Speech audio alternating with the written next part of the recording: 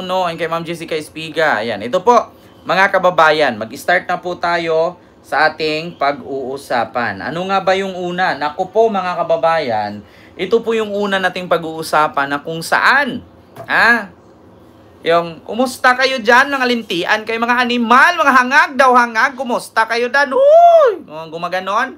Kilala nyo ba yon mga kababayan? Yung sumisigaw na, potsa, asaman mo karon na dihangag kayo mga dipuga, kayo mga lintian, kayo peste. Kilala nyo yon yung gumaganon-ganon? Baka hindi nyo kilala. Baka hindi nyo kilala ito, mga kababayan. Sinong mga nakakilala? Sinong nakakilala kay Thailand Girl, mga kababayan? Si Thailand Girl, mga kababayan, ay inaresto po sa kasong libel. Mga kababayan. Ito po siya. Ayan po si Thailand Girl, mga kababayan, no? Linti, ani po, gagid ba pisting yawa, gud asa mga daw hangag. Ito po 'yon. Kapag mag-vlog po siya, mga kababayan, ito po ang lumalabas sa bunganga niya.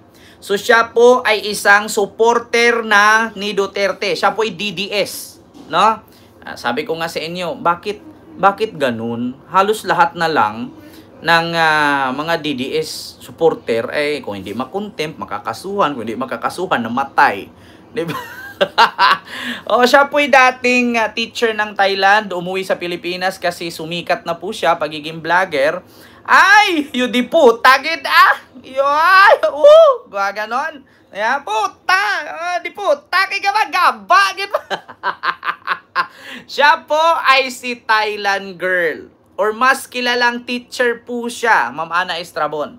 So ito po sa totoong pangalan ay Jeren Jude Bacas, o Bacas o Nevet, o aka Thailand Girl or TJ, sa violation of online libel sa Section 4, Section Act of RA 10710. Ito po'y inaristo po. Isang 28-year-old vlogger known as TJ or Thailand Girl was arrested after joint team from the Coronadal City Police Station, San Pedro Police Station, Davao City, and the Regional Anti-Cybercrime Unit or ACU 12 served her warrant of arrest in Barangay Morales, Coronadal City, August 8, 2025 around 11:56 AM. Umaga po ito. Ngayon mga kababayan, so sa mga nagtatanong po, siya po si Thailand Girl, nakasuhan po siya. At maraming ang mga nagtatanong kung ano daw ang dahilan, bakit siya kinasuhan.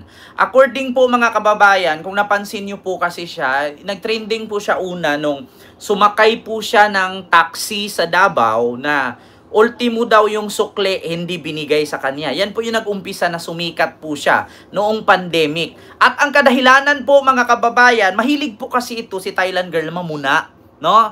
Kung halimbawa nakasakay siya, pupunain niya. Kung halimbawa nakikita niya, pupunain niya. Mahilig po siyang mamuna. Tapos yung pagpupuna niya ay sa kanyang mismong account sa social media na kung saan napapanood ito ng milyon-milyon katao, libo-libo katao. Hindi man po lahat, hindi man po lahat ng kanyang content or ng kanyang vlog ay pinatulan siya. Pero dumating po mga kababayan ang panahon at ang oras na siya po ay pinatulan di umano ng kanyang mga pinuna or siniraan sa social media. Ngayon mga kababayan, sa mga nagtatanong po, sino po at kanino nanggaling ang kaso at bakit siya nakasuhan? Mga kababayan, according po dito sa ilan na aking mga nabasang comment, kasi hindi naman po nilabas kung anong kadahilanan kasi online cyber libel lang naman ang nabasa ko at hindi po dito nilagay kung sino ang nagkaso. Actually mga kababayan, ito daw po ay dahil sa naipuna daw niya yung kanyang nabili ng Toyota na sasakyan. Dahil daw doon sa kanyang content or kanyang vlog, no, na parang may something yata siyang sinabing hindi maganda sa isang kumpanyang Toyota na binili po niyang sasakyan sa kanyang kapatid, di umano, ay parang may naisabi siyang hindi maganda doon. At itong Toyota branch sa may Davao, di natin alam baka yun po ang nagsampa ng cyber libel online sa kanya. Dahil po kasi actually mga kababayan, lahat po kasi ng kanyang content ay puro po pamumuna. Yun po, kilala po siya sa content na namumuna. Maskin po yung resort na pinunta niya, na kahit bawal buksan ang naturang swimming pool, ay pinapabuksan nga daw di umano nito. At nung mga staff daw gustong magpa-picture, sabi daw, oo, buksan nyo lang, sige magpa-picture ako. So binuksan daw. Nung nabuksan na daw yung swimming pool, hindi na daw nagpa-picture si bakla.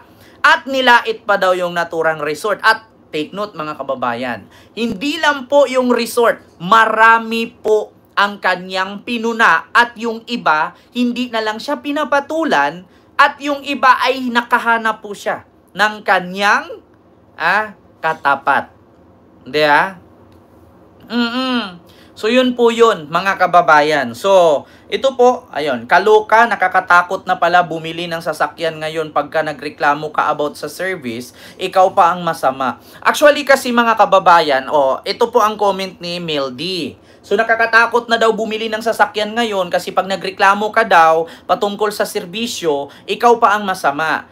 Alam nyo sa totoo lang mga kababayan, wala pong masama na magreklamo kung makabili po kayo ng sasakyan, cellphone, gadget, or kung ano pa man yan or kagamitan. Walang problemang magreklamo. Pero idaan mo po sa tamang reklamo. Hindi mo po ibulgar sa mismong account mo. Kasi nga, kung nakapunta ka nga doon at bumili ng sasakyan, dapat doon ka mismo sa tindahan magreklamo, huwag sa social media. Kasi tandaan ninyo, negosyo po yan. Isang pagkakamali lang yan, ibuboykot ng tao yan, mawawalan pong kita ang negosyo na yan. Diba, Ma'am Arlene Pabular, and kay Ma'am Parisiana, and kay Jericel Puno, hello po. Ganon po yun. Diba, mga kababayan, hindi po porket bumili tayo ng isang bagay at kung meron tayong napansin na hindi maganda or may mga serbisyong hindi tayo tinuturing ng maayos ng mga crew, mga sales lady, dinidma tayo kasi mukha tayong mahirap kahit may pambili naman tayo, ireklamo nyo po sa kanilang opisina. Wag po sa social media. Kasi meron nga tayong kasabihan mga kababayan, dihadong-dinhado na tayo sana Di ba? Kasi tayo, nagreklamo tayo. Di ba? Hindi tayo tinitreat ng maayos kasi pag walang alahas, tapos hindi mamahalin yung bag mo, hindi ka papansinin doon kasi mukha kang mahirap.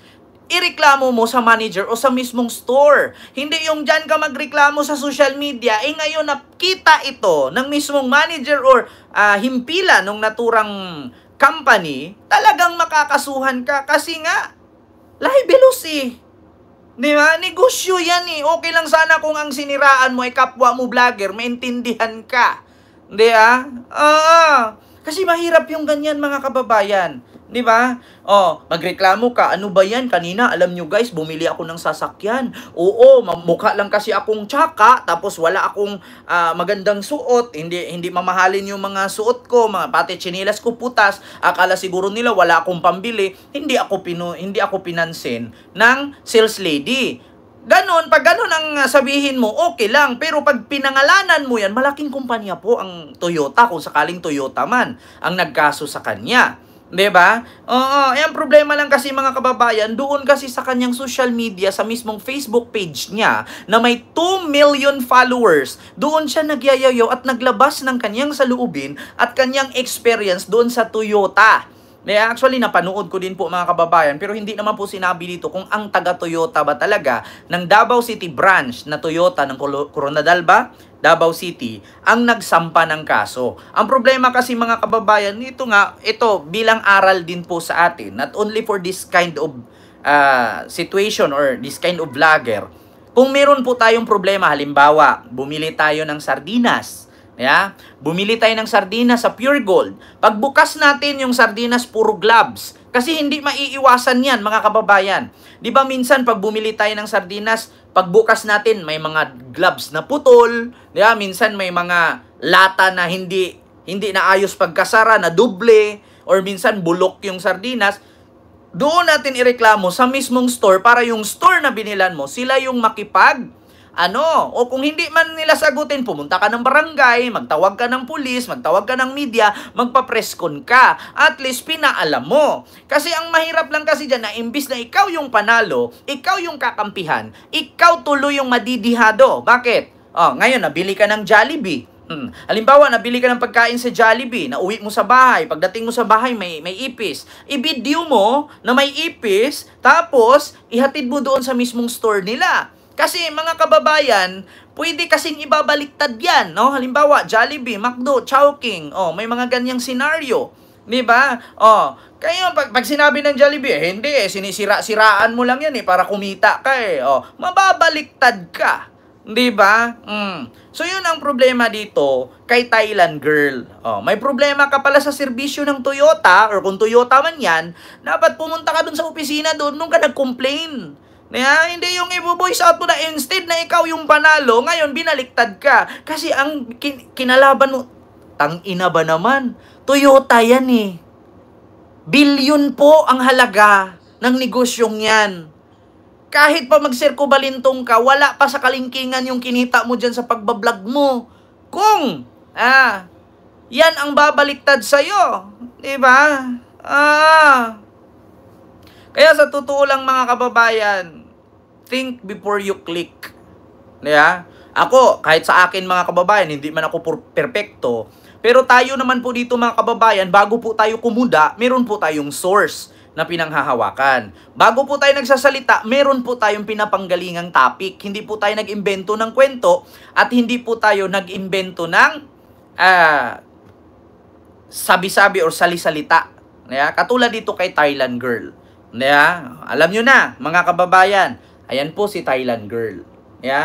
Sa mga lahat po ng mga vlogger dyan, na dating pangit, tapos umangit lalo, nag-iba lang ang ugali. Kahit pangit tayo, wag magbago ugali ha. I-maintain natin.